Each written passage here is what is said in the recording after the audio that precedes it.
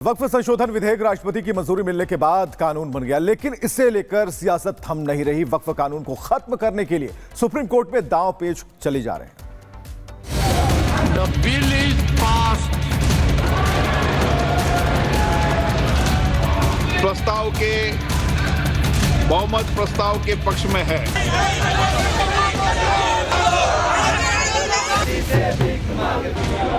The bill is passed. वक्फ संशोधन विधेयक के कानून बनते ही अब वक्फ बोर्ड को 6 महीने के भीतर अपनी वक्फ संपत्ति की सही जानकारी देनी होगी। वक्फ बोर्ड को अपनी संपत्ति को सेंट्रल डेटाबेस पर रजिस्टर करना होगा। 6 महीने के भीतर अपनी प्रॉपर्टी का पूरा ब्यौरा पोर्टल पर अपलोड करना होगा। लेकिन वक्फ संशोधन बिल के कानून बनने के बाद भी इस पर सियासत हो रही है। वक्फ संशोधन कानून के खिलाफ सुप्रीम कोर्ट में अब तक 6 याचिकाएं दायर की जा चुकी हैं। पहली याचिका बिहार के किशनगंज से कांग्रेस सांसद मोहम्मद जावेद ने दायर की। दूसरी याचिका AIMIM सांसद असदुद्दीन ओवैसी ने दायर की। तीसरी याचिका आम आदमी पार्टी के विधायक अमानतुल्लाह खान ने दायर की। चौथी याचिका association for protection of civil rights ने दायर की। पांचवी याचिका केरल जमीयतुल उलमा ने जारी की और छठी याचिका जमीयत उलेमाए हिंद के अध्यक्ष मौलाना अरशद मदनी ने दायर की। इन लोगों की मांग है कि वक्फ संशोधन कानून को रद्द किया जाए, क्योंकि यह कानून मुसलमानों के अधिकार को छीनता है।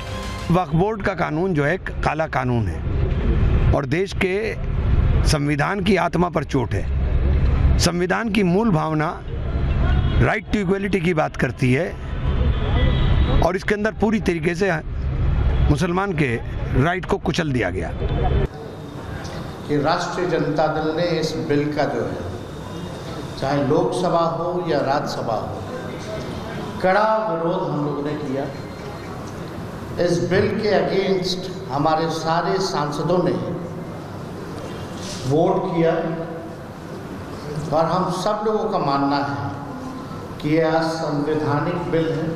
सरकार बनेगी इंडिया गठबंधन की, तो जो बिल में इन्होंने बिल पास किया है जो संविधान के विरुद्ध है, संविधान के विरुद्ध है, ऐसे बिल को मॉडिफाई करेंगे, ऐसे बिल को खारिज करेंगे हमारी सरकार जब आएगी इंडिया गठबंधन की। अब बहुविकल्पीय सवाल ये है, जो बिल लोकसभा और राज्यसभा में पास हुआ, जिसे राष्ट्रपति ने खुद मंजूरी दी, जिस बिल ने कानून का रूप ले लिया हो, क्या उस कानून को सुप्रीम कोर्ट रद्द कर सकता है?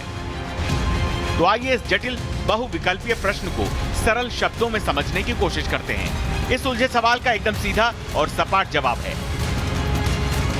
हाँ। देश की सबसे बड़ी अदालत सुप्रीम कोर्ट के पास ये ताकत है कि वो इस कानून को रद्द कर सकता है।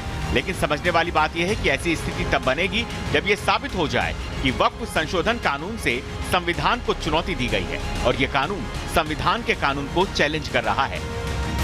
अब आपके मन में हिचकोले मारता सवाल होगा कि क्या सुप्रीम कोर्ट फिर वक्फ संशोधन कानून को रद्द कर देगा? तो इसका जवाब है कि वक्फ संशोधन कानून के रद्द होने की गुंजाइश नहीं के बराबर है। ऐसा इसलिए क्योंकि बिल जल्दबाजी में संसद में पास नहीं हुआ। कानून का रूप लेने से पहले संसद में बिल पर कई घंटे तक बहस हुई और सबसे बड़ी बात ये कि विपक्ष सुप्रीम कोर्ट में ये कैसे साबित करेगा कि वक्फ कानून संविधान को चैलेंज करता है, क्योंकि वक्फ बोर्ड सालों से जमीन कब्जाने वाली नीति की वजह से देश की आम जनता के निशाने पर है। ऐसे में वक्फ बोर्ड सही है, ये साबित करना कांग्रेस पार्टी, आम आदमी, AIMIM और याचिका दायर करने वाले तमाम संगठनों के लिए मुश्किल होगी। इन मुसलमानों को जिसके लिए आंदोलन के लिए आंदोलित करने की को प्रेरित कर रहे हैं, इन गरीब मुसलमानों को, पसमानदा मुसलमानों को, पिछड़े वर्ग के मुसलमानों को उत्तर प्रदेश के शिया सुन्नी वक्फ बोर्ड में क्यों नहीं रखा? अभी तक इस वक्फ बोर्ड में उस वक्फ का फायदा पसमानदा, गरीब, पिछड़े वर्ग के मुसलमानों को नहीं मिल रहा था। गरीब मुसलमानों को इस वक्फ बिल संशोधन से सम्मान मिला, उनको उनका अधिकार मिल रहा है। हम सनातनी हैं, हमारे मंदिरों में तो हमें नहीं है तो दिक्कत सरकार से। हम कभी नहीं कहते हैं कि हम सड़कों पर आएंगे, अपनी बात रखते हैं, लेकिन कभी दंगे की बात नहीं करते हैं। इस प्रकार के बयान देना निश्चित रूप से ये विदेशी ताकतों से पोषित लोग हैं जो इस देश को तोड़ने और मिटाने पर जुटे हुए।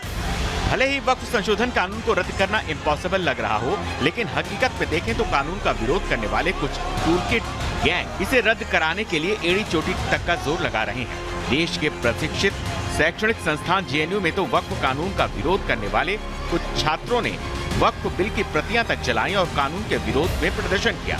हालांकि वो ये भूल गए कि ये संसद से पास कानून है और संसद से पास होकर जब कोई बिल कानून बनता है उसे देश के हर नागरिक को मानना ही पड़ता है। Report, Republic Bharat.